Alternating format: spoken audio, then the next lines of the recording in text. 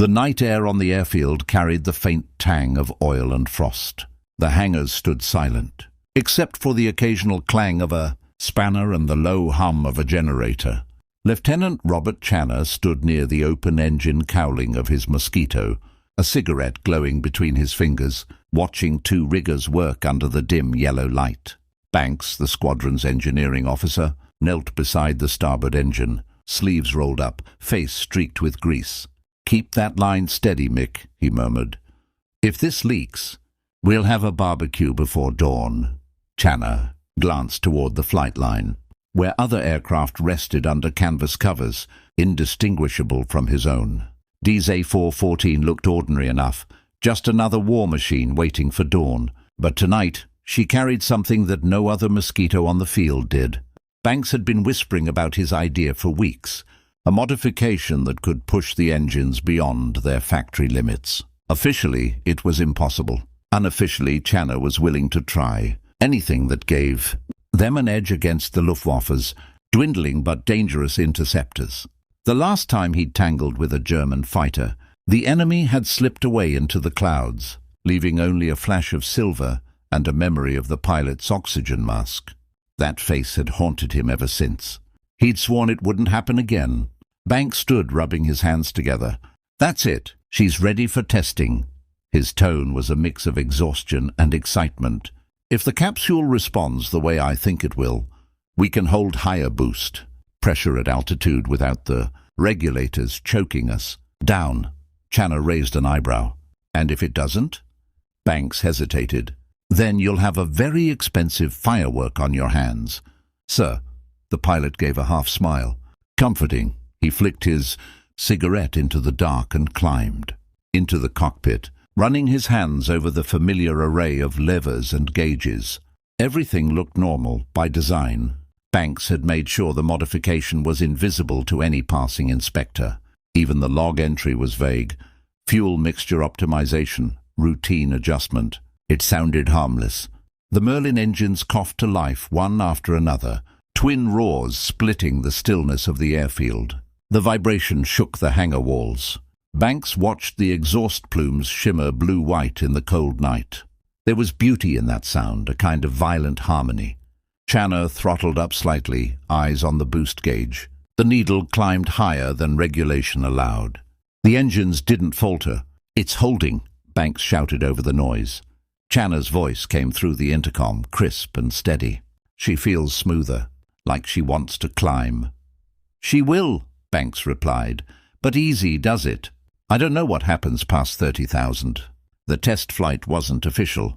The commanding officer was away for the weekend, and the ground crew had been sworn to silence with the promise of extra leave. If anything went wrong, Banks had agreed to take full responsibility. Channer had only nodded. "If it works," he said, "it's not your problem anymore." By dawn, the horizon was bleeding pale orange. The airfield came alive, with distant chatter and the rumble of other engines warming up. Channer's Mosquito rolled from the dispersal area, its wooden wings glinting faintly in the weak sunlight. Banks stood beside the runway, clipboard forgotten, eyes fixed on the aircraft as it gathered speed. The tail lifted. Then, with a smooth, confident motion, it was airborne. The first few minutes were routine. Climb level, check temperatures. The engines ran hotter than usual, but within reason. Channer adjusted the trim and kept climbing. 20,000 feet. The air grew thin and bright, the horizon fading into the haze. 25,000. The Mosquito still surged forward, eager and alive. He pushed the throttles a fraction more, and the boost needles climbed into unfamiliar territory. The roar deepened. The airframe shuddered but held. "Come on, girl," he muttered. "Show them what you can do." Banks listened to the faint radio crackle from the tower, heart pounding. He'd spent the night doing math in his head, pressure ratios, fuel-air balance, thermal thresholds. None of it mattered now. All that mattered was whether the modification could keep up with reality. "DZ-414 to base." Channer's voice finally came through, calm and level. 30,000 feet, instruments steady. Temperature rising slightly. Banks exhaled. "Copy that. Don't overdo it." "Too late for that," Channer replied. But there was a grin in his tone. He nudged the throttles forward again, and the world outside blurred into silver. At 32,000, a faint vibration crept through the control column. He eased back slightly. The tremor eased, but the thrill of danger stayed. He could almost feel the limit beneath his hands, the point where metal and willpower parted ways. For a few glorious minutes, the Mosquito was the fastest thing in the sky. Clouds stretched below like frozen waves. The instruments told him he was pushing past what any test pilot had dared before. He could almost hear the ghost of that German pilot breathing through his mask. Somewhere far below, outpaced and outclassed. The return to base was smooth, though the landing gear complained as it touched down. When the engines shut off, a heavy silence settled. Banks ran toward the aircraft as Channer climbed out, face flushed with adrenaline. "Well?" the engineer asked. Channer's grin was answer enough. "She's a bloody beast. But don't you dare touch those settings again."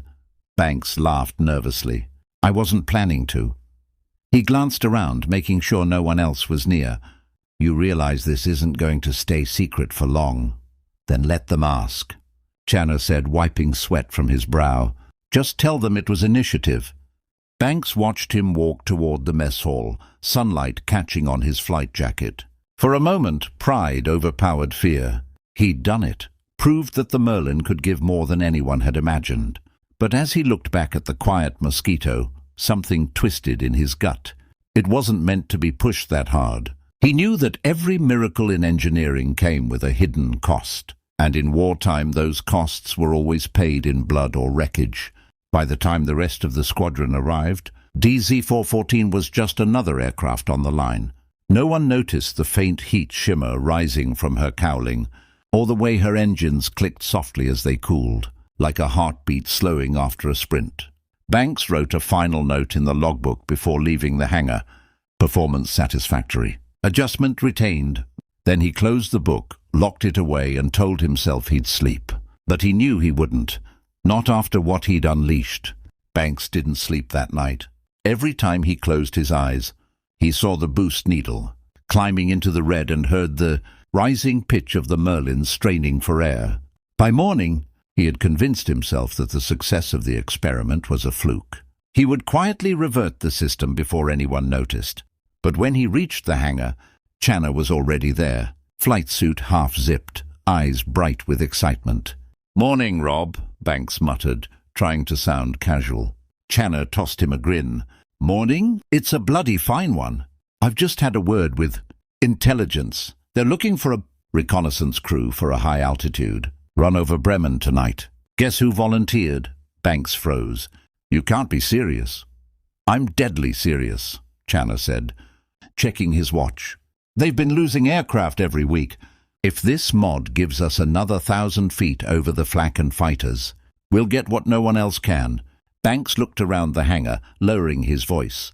"Channer, that system isn't stable. It held for one flight, maybe two. We don't know how it'll behave under full load." Channer's expression hardened. "We never know anything for sure. That's the point. You built her to climb, so let her climb." He clapped Banks on the shoulder and walked toward the operations hut, leaving the engineer staring after him, feeling the weight of every bolt and screw in that aircraft pressing on his conscience. By dusk, the squadron was assembling on the tarmac. The mission was simple on paper, photographic, reconnaissance of un ennemi, territory, but everyone knew how those simple missions ended. The Mosquito's speed and altitude were its only defense. Channer's aircraft, DZ-414, was fueled, armed with cameras, and fitted with the same mysterious adjustment that only 3 men on the base understood. Banks stood by as the ground crew ran final checks. One of them, a young mechanic named Riley, wiped his hands on a rag and whispered, "She's a beauty, sir. Flies smoother than any I've seen." Banks forced a nod. "Treat her gently, lad. She's got a temper." As the engine started, the roar felt different this time, deeper, hungrier. The wooden fuselage trembled, and Banks could sense the power straining beneath the surface. Channer waved from the cockpit, and Banks raised a hand in return, though his stomach churned. The twin Merlins screamed as the Mosquito accelerated down the runway. and within seconds it vanished into the darkening sky. The airfield lights glimmered below, shrinking to pinpoints before the aircraft disappeared into the cloud cover. Hours passed with no word. The wireless room remained quiet except for static. Banks paced outside, smoking one cigarette after another until the night blurred into a haze of cold and anxiety. At 2 a.m. the phone in the control tower rang. The duty officer answered, listened, and turned toward Banks. "It's Channer," he said. "He's on approach." Relief hit like a wave, but it didn't last. "Says he's losing pressure in the port engine." Banks ran to the edge of the field as the sound of engines echoed faintly overhead. The Mosquito emerged from the mist, wobbling slightly. One engine sputtered, coughing smoke. The landing lights flicked on, illuminating the runway like a pale river. Channer kept her level, coaxing the crippled aircraft towards safety. The touchdown was rough but controlled. The wheels squealed, bounced, then bit the tarmac. The Mosquito skidded, veered slightly, and came to a stop in a shower of sparks. Silence followed, broken only by the ticking of cooling metal. Banks sprinted across the field with 2 medics. Channer was already climbing out, coughing, waving away concern. "Nothing serious," he rasped. "Lost boost control over the channel. Had to baby her home." Banks glanced at the left engine and felt his heart drop. The metal cowling was scorched. The paint had blistered from heat. "You nearly cooked it," he said. "Another few minutes and it would have seized." Channer looked back at the plane, admiration in his tired eyes. "She held, though. Got the pictures." He handed Banks a small, dented camera canister. "All worth it." The next morning, rumors spread like wildfire. Word was that Channer's aircraft had reached a record altitude and brought back the clearest photos of Bremen's shipyards anyone had seen. The intelligence officers were ecstatic. The base commander, Wing Commander Hargreaves, called for a private briefing. Banks was summoned too, though he'd have rather vanished into the workshop. Inside the briefing room, Hargreaves's gaze shifted between the 2 men. "Gentlemen," he began, "I've seen the reconnaissance results. Outstanding work. I'm told the aircraft maintained altitude beyond 32,000 feet. How?" Channer spoke before Banks could. "Minor adjustment to the fuel-air ratio, sir." Banks here suggested a modification to improve high altitude. "Efficiency." Hargreaves turned to Banks, brow raised. "Is that so?" Banks swallowed. "It was an experimental calibration, sir. Nothing official." "Official or not," Hargreaves said, "it worked. I want 2 more aircraft fitted the same way by next week." "Understood?" Banks hesitated, but Channer's sharp look silenced him. "Understood, sir." When they left the room, Banks caught Channer's arm. "You just handed them a loaded gun." "Relax," Channer said, lighting a cigarette. "We'll keep an eye on the modifications. You should be proud. You've built something brilliant." "Brilliant things tend to explode," Banks muttered, but Channer was already walking away, smoke curling in the wind. By the week's end, 2 more Mosquitoes had been altered under Banks's supervision. He made sure the changes were conservative, less aggressive than DC-4's, but even so, the idea of more pilots flying with that unstable system made him uneasy. One evening, as he checked the records in the hangar office, he found the logbook for DC-414 missing. Panic stabbed through him. He searched every desk and locker before confronting Riley, the young mechanic. "You've seen the Mosquito's log?" he demanded. Riley blinked. "The commander's aide took it this afternoon, sir. Said he needed it for documentation." Banks's mind raced.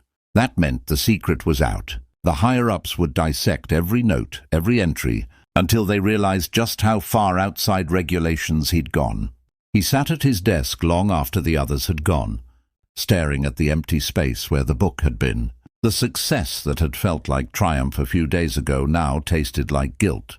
Somewhere, deep down, he knew that the story of DC-414 wasn't going to end with applause.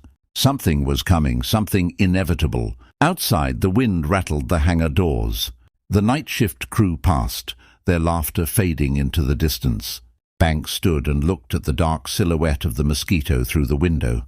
She looked peaceful, almost harmless, resting under the moonlight. but he couldn't shake the feeling that she was alive in some way, a machine that had tasted too much power and wouldn't rest until she claimed her due. The first modified aircraft went up on a Monday morning patrol, clear skies stretching endlessly above the channel. Flight Lieutenant Mercer was at the controls, a quiet, capable man who trusted his machine the way others trusted luck. Banks watched from the ground, hands shoved deep in his coat pockets, as the Mosquito climbed faster than any aircraft had a right to. Within minutes, it was a silver speck, almost invisible against the blue. The radio operator beside him murmured, 35,000 and holding. Banks didn't answer. His stomach was tight. He remembered the way DZ-414's engines had trembled on descent. He'd made the new modifications safer, or so he thought, but machines had a way of revealing their secrets only when it was too late. An hour later, the first transmission came through, static. Then Mercer's voice, thin and crackling. She's losing power. Starboard engine rough. Adjusting mixture. The voice broke off, then returned, strained. Oil pressure dropping fast, and then nothing. The radio went dead. Banks froze. The operator tried to re-establish contact, but there was only static. Minutes dragged into an hour. A rescue boat later reported seeing smoke on the horizon, but found only an oil slick and a few floating fragments of wood. The Mosquito had vanished. When the news spread through the base, no one spoke openly, but everyone looked at Banks. The modification that had made Channa's plane famous was now a rumor of disaster. Wing Commander Hargreaves called an immediate inquiry. The next morning, Banks stood in the briefing room again, facing a panel of officers. "Your design," one of them said coldly, "has cost us a crew and an aircraft." Banks tried to keep his voice steady. It wasn't a design flaw. It was overboost, too much pressure at altitude. The pilot must have pushed it beyond tolerance. Hargreaves cut in. "You're missing the point. Banks, you gave him the means to push that far." The words hit like a hammer. Banks didn't argue. He only nodded. "Understood, sir." That night, as the hangar emptied, Channa found him alone beside DZ-414. "They're blaming you," Channa said quietly. "They always need someone to blame." Banks didn't look up. "Maybe they're right. The system's unstable at extreme altitudes. I warned them." "And they ignored you," Channa replied. "That's on them, not you." He leaned against the wing, lighting a cigarette. "You know what the irony is? They'll keep flying her. Success always drowns out caution." Days passed. Another aircraft was fitted with the system despite Banks's protests. The second pilot, eager to prove himself, took off for a high-speed test run over France. He never made it back either. This time, wreckage washed up on the coast, twisted remains of wood and aluminum, charred and broken. Banks saw the photographs. The engine casing had ruptured from within. He knew instantly what had happened. The modified barometric capsule had jammed, locking the boost at full even as air pressure dropped. The Merlin had destroyed itself from the inside out. The squadron's atmosphere shifted. Where there had once been pride, there was fear. Men whispered about the cursed Mosquito mechanics, crossed themselves before working on DZ-14. Even Riley, the young rigger who once admired the plane, avoided her now. Channa, however, remained defiant. "Machines don't curse themselves," he told the men. "They do what we tell them. If you're afraid of her, you shouldn't be flying." One evening after the second crash, Banks found a sealed envelope on his workbench. Inside was a brief note written in the commander's clipped hand. "HQ requires detailed schematic of your boost adjustment. Send by courier immediately." He stared at it for a long time, then burned it in an ashtray. He couldn't let the design spread further. 2 pilots dead were already too many. That night he went to see Channa. The pilots' quarters were dimly lit, maps spread across the table. Channa looked up. "You heard, I suppose?" "About HQ?" "Yes." Banks leaned against the wall. "I'm scrapping the system." Channa frowned. "You can't. They'll order it installed anyway. Then I'll make sure they can't copy it. The drawings, the measurements, all gone. DZ-414 is the only one left that works, and after tonight she won't." Channa's expression hardened. "You'd destroy her?" "Better that than another grave," Banks said. "She's a ghost now. Let her rest." For a moment neither spoke. Then Channa nodded slowly. "All right. But I'm flying her one last time. There's a night raid scheduled tomorrow, deep into Germany. I'll take her up, run her clean, and then when I land you can do whatever you like." Banks hesitated. "If anything goes wrong, then I'll take the blame," Channa interrupted. "It's my turn." The following night, the airfield was wrapped in fog, the searchlights painting pale cones into the mist. DC-414 sat ready, engines ticking quietly as ground crew moved around her like ghosts. Banks checked the systems one last time, his hands trembling. Everything looked perfect. Too perfect. Channa climbed aboard, strapped in, and gave a casual salute. "You worry too much, Banks." The engineer managed a weak smile. "Someone has to." As the Mosquito rolled down the runway and lifted into the clouds, Banks felt a hollow dread in his chest. The hum of her engines faded until there was only silence. Hours crawled by. Then, faintly over the radio, Channa's voice. "Crossing Rhine. System stable. No enemy contact." Relief washed through Banks. Maybe, just maybe, this would be the flight that proved the design could be tamed. But an hour later the voice returned, strained, uneven. "Boost control jammed. Port engine overspeeding. Can't throttle back. Channa, descend immediately." Banks shouted into the mic. "Cut fuel to that engine!" Static crackled. Then came a sound no one in the control room ever forgot. A deep roar followed by a burst of noise like tearing metal. Then nothing. The following day, reconnaissance planes found wreckage scattered across a German forest. DC-414 had broken apart mid-air. There were no survivors. Banks didn't speak to anyone that night. He walked to the hangar where Channa's tools still lay on the bench and sat for hours, staring at the empty space on the flight line. Somewhere beyond the walls, the war went on, bombers droning, sirens wailing, but to him, it all sounded distant, meaningless. He'd built something meant to give them an advantage, and instead, it had buried the man who'd believed in him most. He picked up Channa's flight gloves, the leather stiff with frost and soot, and whispered to the dark, "It worked too well." The official report called it catastrophic mechanical failure at high altitude, that was all. No mention of the modification, no mention of Banks or his experiments. The Air Ministry needed a clean explanation, something that wouldn't shake confidence in the Mosquito program. Within a week, DC-414's remains were shipped to a depot for quiet disposal, and Channa's name was added to the list of pilots lost in action. But for Banks, the silence was worse than punishment. It wasn't exoneration, it was burial. They weren't clearing him. They were erasing him. He stayed on base, tending to ordinary maintenance work, fixing landing gear and fuel pumps like any other engineer. The others avoided him, though no one dared say why. When he passed through the mess, conversations dimmed. Once he overheard a mechanic mutter, "He built the thing that killed them." Banks didn't react. He just kept walking. In truth, he believed it too. One evening, Wing Commander Hargreaves summoned him. The office was dim, the blinds drawn against the cold. A single folder lay on the desk. "You've had a rough few weeks," Hargreaves said, not unkindly. "We've all lost good men, but Command has decided your work is too controversial. You'll be reassigned to a maintenance unit in Lincolnshire, effective immediately."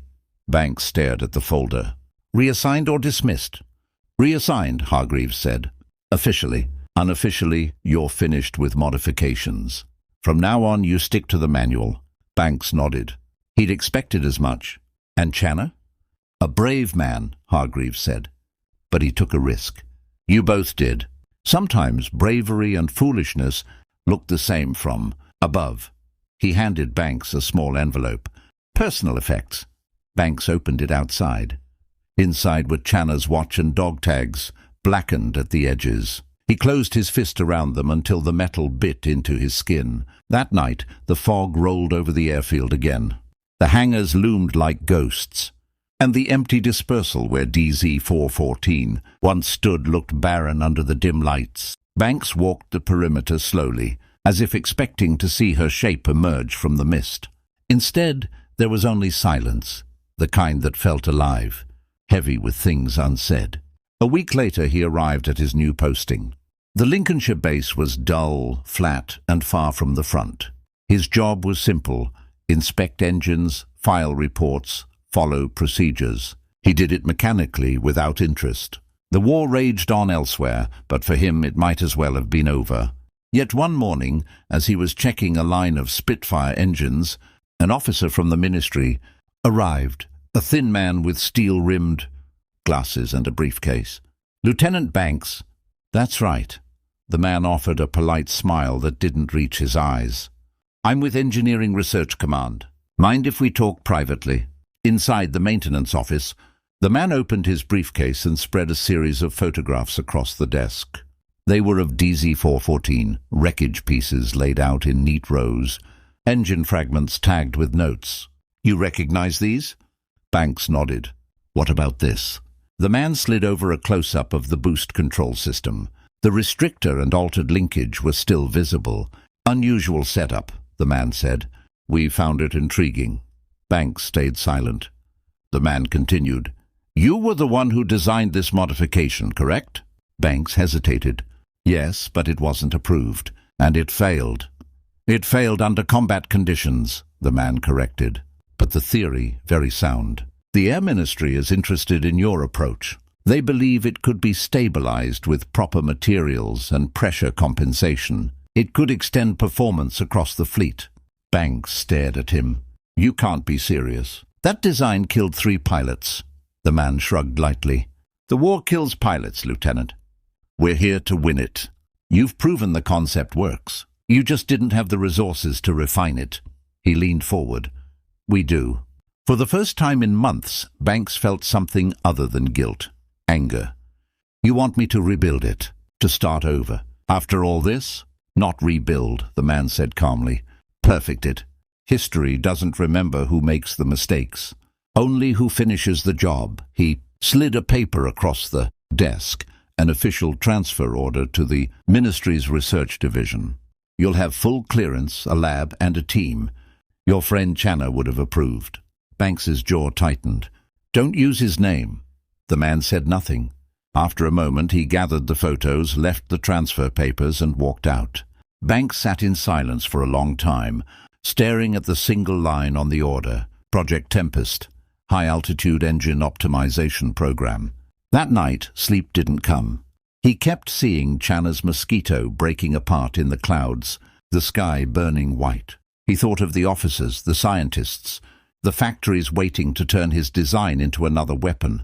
And yet beneath the grief and fury, a small voice whispered, "You could fix it this time." The next morning he stood on the edge of the airfield, watching the Spitfires take off one by one. The sound of their engines echoed through him, familiar and haunting. He reached into his pocket and touched Channer's dog tags. They felt cold against his palm, heavy with memory.